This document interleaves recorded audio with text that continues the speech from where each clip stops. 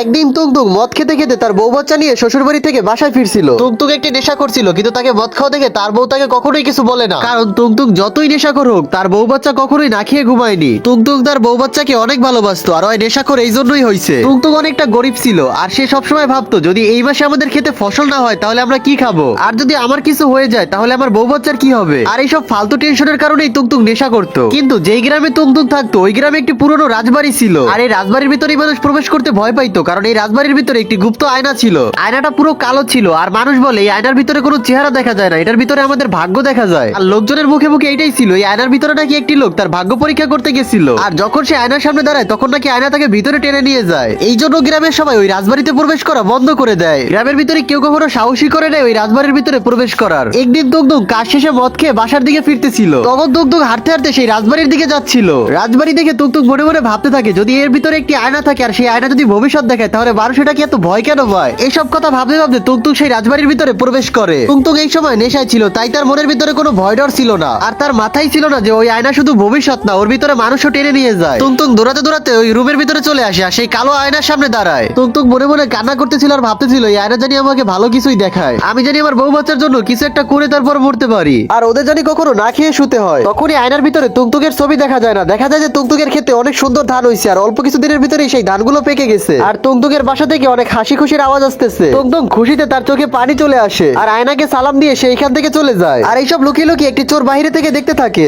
আর চোরটি মনে মনে ভাবে যে গ্রামের লোক এইসব ফাও কথা বলছে, এই আয়নার ভিতরে তো ভালো কিছু দেখায়, আমিও আমার ভবিষ্যতে এই আয়নার ভিতরে দেখবো। গ্রামের মানুষ তার নিজের স্বার্থে এটাকে ব্যবহার করতো, আর আমাদেরকে বলতো যে এর ভিতরে নাকি মানুষ নিয়ে যায়। এইসব কথা বলে চোরটি সেই আয়নার সামনে দাঁড়ায়, আর চোরটি আয়নার সামনে বলে আমি ব্যাংক লুট করবো, সবার ঘর আমি চুরি করবো, আর আমি অনেক বড় কোটিপতি হব, সবাই আমাকে সম্মান করবে। তার আগে বন্ধুরা অনেক কষ্ট করে ভিডিও বানাই, তোমরা ভিডিওতে একটা লাইক দিয়ে চ্যানেলটাকে সাবস্ক্রাইব করে দাও। লাইক সাবস্ক্রাইব করলে তো তোমাদের হাতে ব্যথা হবে না, উল্টা আমার ভিডিও বানানোর আগ্রহটা আরো দ্বিগুণ বেড়ে যাবে। যখন চোরটার এইসব কথা বলা শেষ হয় তখন সে আয়নার ভিতরে দেখতে পায় সে একটি লকআপে বন্দী। এটা থেকে চোর অনেকটা রাগান্বিত হয়ে যায়, আর বলে এই আয়না সব মিথ্যা জিনিস দেখায়, আমি এটাকে এখনই ভেঙে ফেলবো। তখনই চোরটা হাতে একটা হাতুড়ি নিয়ে সেই আয়নাটাকে ভাগার চেষ্টা করে, আর আয়নাটায় অনেক জোরে কাঁপতে থাকে, এমনকি সেই চোরটাকে ভিতরে টেনে নিয়ে যায়। তো বন্ধুরা ভবিষ্যৎ দেখার জন্য কোনো জাদুর আয়নার প্রয়োজন হয় না, সত্য হলো এইটাই, মানুষের কর্মই তার ভবিষ্যৎ। যদি ভিডিওটা একটু ভালো লাগে তাহলে অবশ্যই কষ্ট করে চ্যানেলটাকে সাবস্ক্রাইব করে দিও।